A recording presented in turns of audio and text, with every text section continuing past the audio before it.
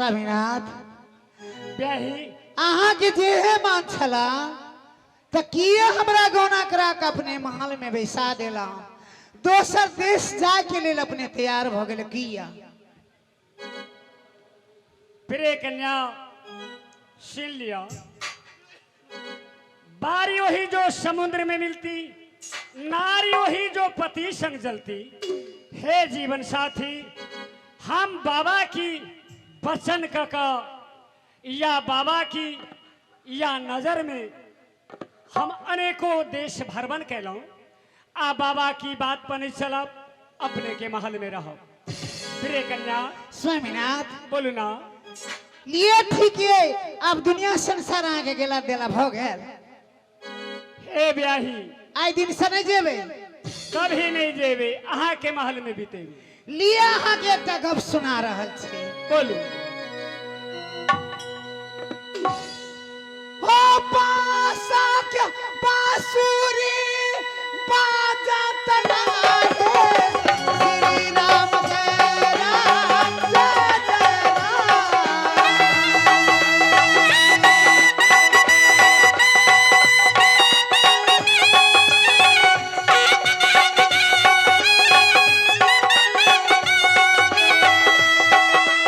ओ नरकट बांसुरी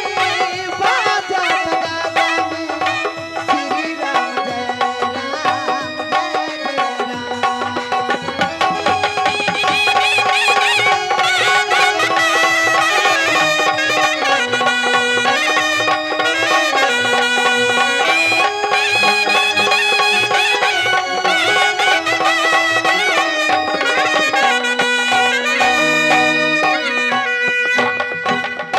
स्वामीनाथ ब्याही अपने एलो बड़ी नीक कैलो जहाँ कतई छली अपने एलो लेकिन एक गप कहो और अपने बोले वाली क्या ने बोला अपना महल में एकटा औरत ही एले से कहलिए अहाँ पठेलिए वही औरत के जे जा हमरा घर में हमरा से पहले हे ब्याही हाँ औरत के बारे में हमरा कोई स्मरण नहीं हम क्या पठाए नहीं अहाँ नहीं पठेलिए कोई औरत ही ना एक औरत ही एली तो कहल के पिछले घर में हम रहब जे घर में गोसाई है जे घर में ऐसी पंखा लागल है वही घर में हम रहब तो कहलिए अहीं पठेलिए कि वो अपने एले प्रिय हाँ वो लड़की के हम बारे में कुछ नहीं मालूम है लेकिन वो लड़की एला तो फिर कहाँ है ओकरा लेने लेने अपना पिछला घर में नहीं रह दिलिए लेने लेने भुसुल्ला घर में दौड़े अपना बसवार में नहीं भुसुल्ला घर हाँ ओई भुसुल्ला घर में दौड़े औरत के केना रही पराया लोग के अपना घर में से कहलिए अहाँ पठेलिए हे ब्याही हाँ लड़की बारे में हमरा कुछ मालूम नहीं। हे राम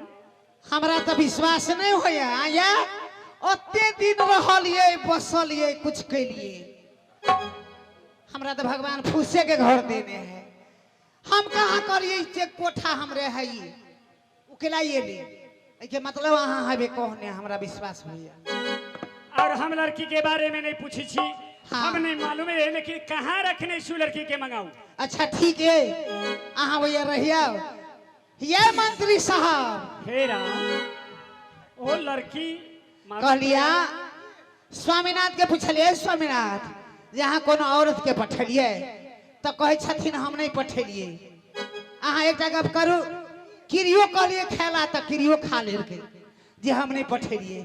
अहाँ वही भुसुला घर में जाओ चल गेल होते तो कोनो बाते नहीं कदाचित जे वही घर में होता है तो झोंटा पकड़ने घिसिए ले आ जाओ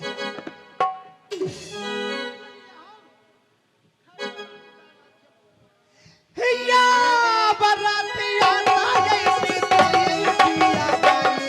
जाजी छा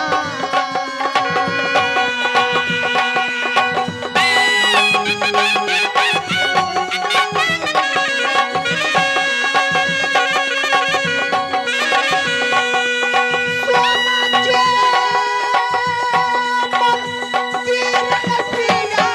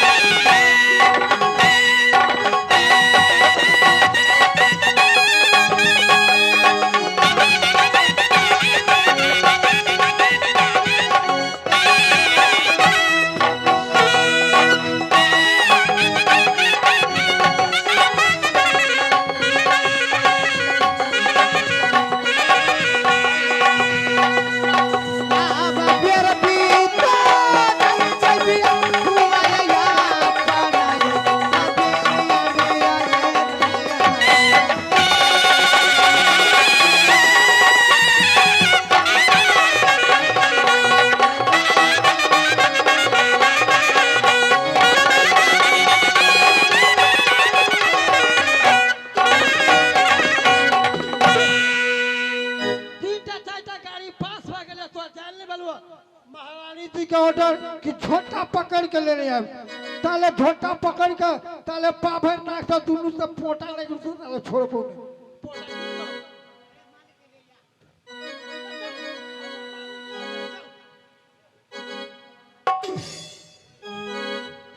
हे राम, ब्याही नारी के साथ तो हम छपौली, ये हमार प्रिय नागपुर वाली इनका देख रहल छी ओ सारा बेदासा भेली। सती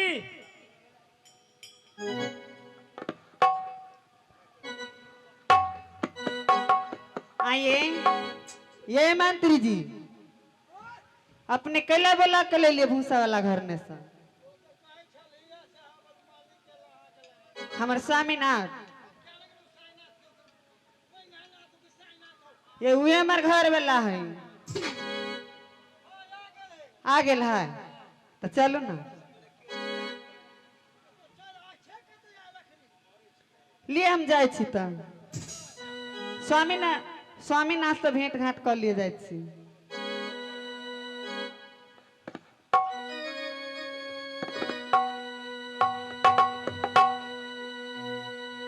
जीव बिना देह नादी बिना बारी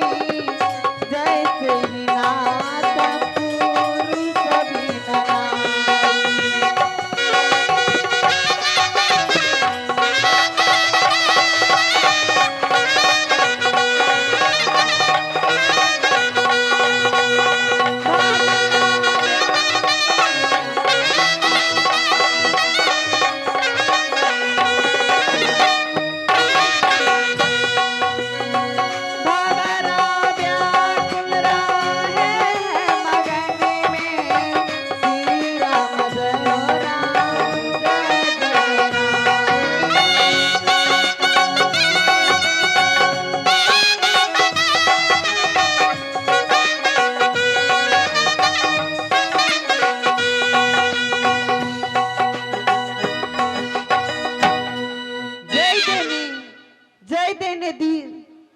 जय देने जीव नहीं उ देह बेकार,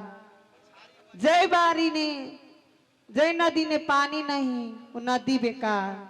जय औरत के पति नहीं पति बेकार। स्वामीनाथ एक पराया बेटी लावे ला तैयार भ गेली हमरा अक्षर कहाँ कत छलिया। ए प्रिय और सुनो सुगा के सुगा के जे ठोर लगैया अपने के मालूम बहुत बहुत आशा खेला अय नगर में, लेकिन ब्याही के साथ हम झूठ तो बोलली, लेकिन अब केना होते से तो आहा करबे, लेकिन ओकरा हम समझोबे उनका। सुगा के जे ठोर लगैया हई बोली के यही रोलिया है रोलिया हमारा यही मोहल्ला में हई दुलही यहाँ के हम पियबा सिया।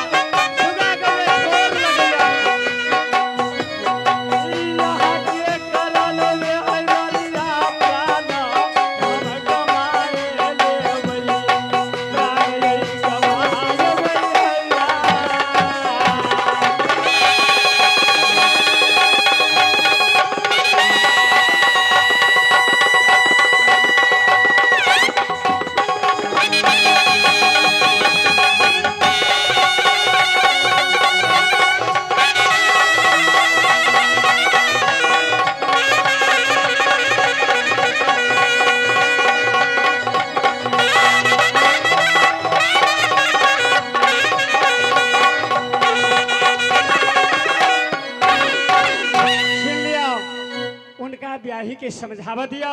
उनका लो तो हम बात के छपौली लेकिन वो पिताइल है हमरा बात कर दिया ये आये बुझलिए नेपाल इंडिया हम इकट्ठा भ गेल छी ये हम तो पहने कहे छलिए बेगर कारण से नहीं टिढ़ी लागत बुझलिए ये लागल भूत आय लगाइल भूत अपने मने जे लागल रहत तो दू चारिटा मंत्र पढ़े भूत तो भाग जाए आ जे लगौने रहा तो हर सठे नहीं भागत बुझलिए आ ये पूछलिए तो ओकरा कहक चाहिए नहीं जे हम छिलौने आ अखनी घर में एली तो कही हम के छली लेने अखनी कही सुगा गे सुगा आई अखन बेगर सुगा के लोल तोड़ नहीं छोड़बे ने चाहे ओकरा खातिर मर किए नहीं जेबे जहर खा के मर किए नहीं जेबे नदी पोखरी में डूब के किए मर जेबे फांसी लाई के किए नहीं मर जेबे लेकिन बेगर आई लोल तोड़ने सुगा के नहीं छोड़बे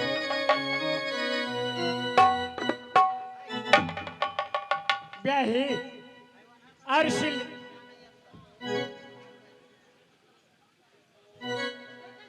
सिलिया आहा सो रे ओकरा से बातचीत न कर दू आधा के तो मालिक छी यहाँ तो सुन होते सार के पीछे पीछे फाड़ देबे चीरे दिए आये सकिन कोने डराए हमरा ओहन को लस्सी फसी कर के ये भैर हाथ लहठी के भैर पटना नहीं रहा ब्याही हे प्रिय कन्या कनी बात सुनो हमार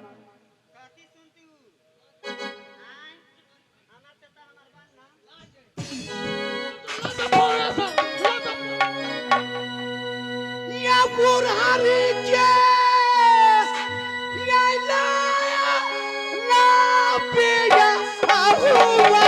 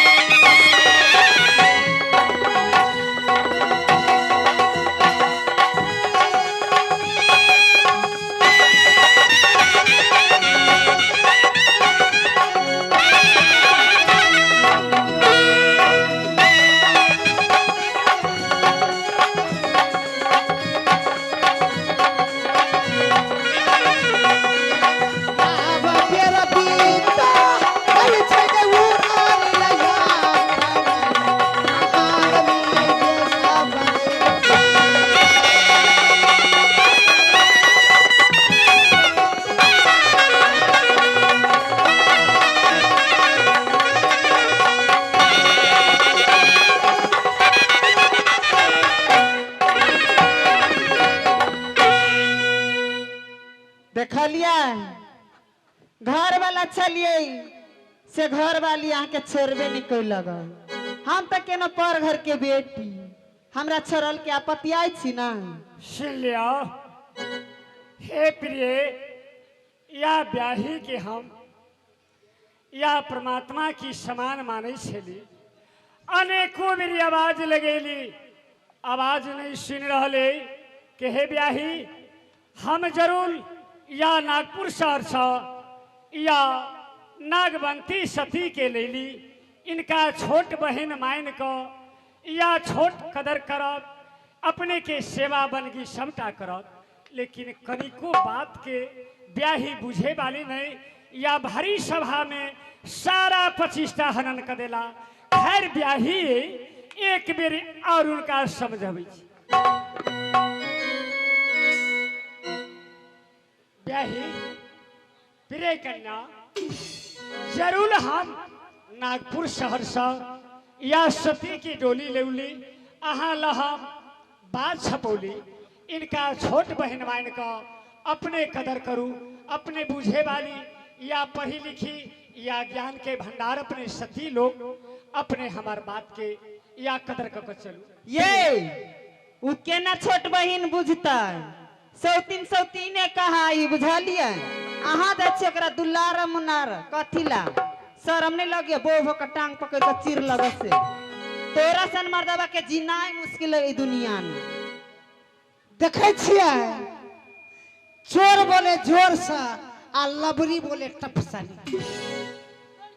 देखे छिए कर बात आई बेगर सुगा के हमारी लोल तोड़ने छोड़बेंगे। सुगा जेने हमरा 10 कल कुआ देले आई सौतीन के राज ने रहनी थी।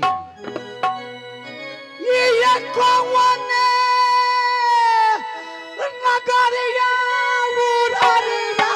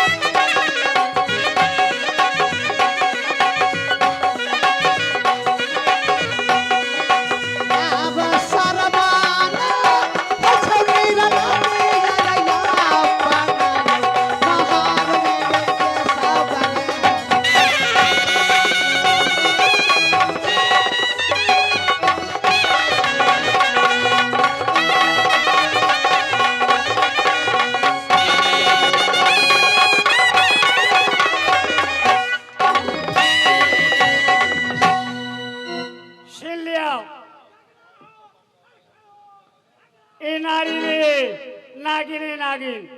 और जय भरी सभा में या और जते बेजत कलक या सारा अभरण इनका छीन का या डार तक के सारी छीन का इनका नगर नगर भीख मंगाए अपने देखते रहूं।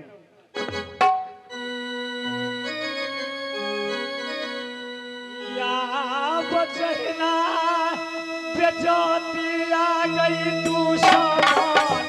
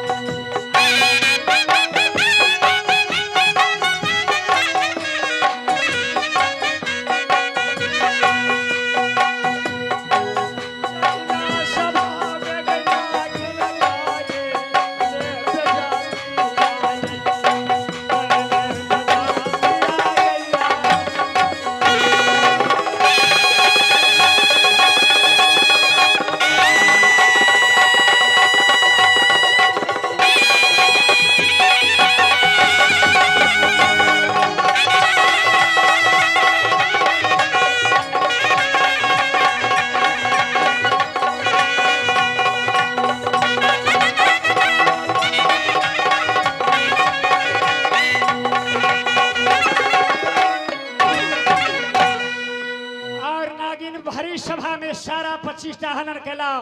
इनका सारा या डर तक के सारी खिंचले छी या नगर नगर में तरसत या मांगत घूमत कान हाँ ये स्वामीनाथ अब कत्ते मारो हाँ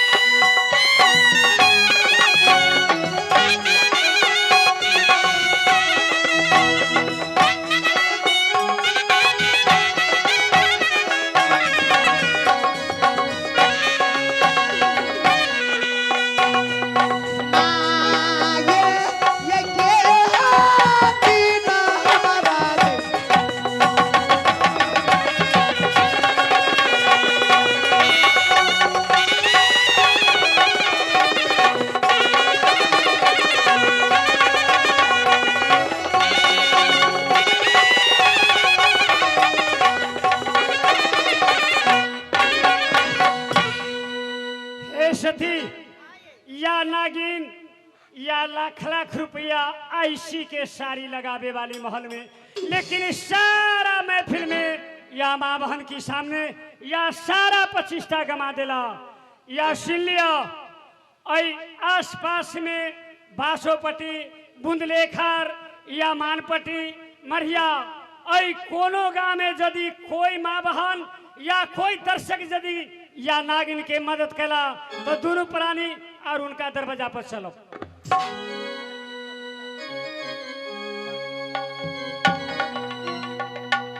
या बकरे चलू या राम हमर कनिया है या बनाई महारिया भिखया मंगत कंडिया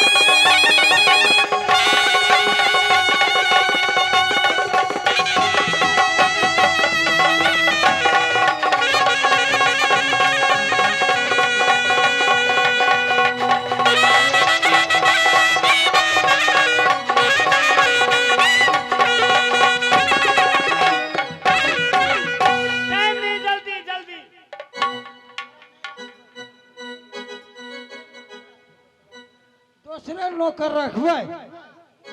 अरे माथा पर टोकरी तो नौकरी के कौन कमी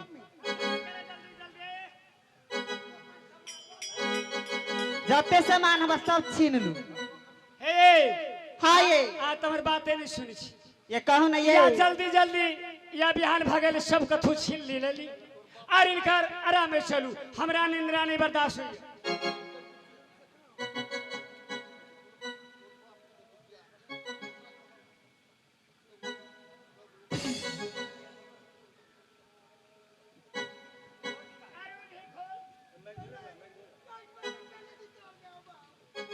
सब खो अरे आहा बला जे और ओढ़ने छल सेहो नहीं हम देख रहे हमार बाबूजी दिल किसे ये उहे हमरा छीन लेलकै या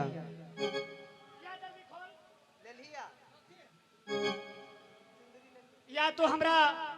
या सती के चुंदरी उड़नी ओढ़नी लेला खोला था जल्दी खोला और गंजी हटावा गंजी खोला गंजी जल्दी करे टाइम में उकिलन आइए ई है हाँ ये कहीं हमने चोरी कर सी तो केना चोरा लेलकै या तो कह छलान का सामान में थूक ध दे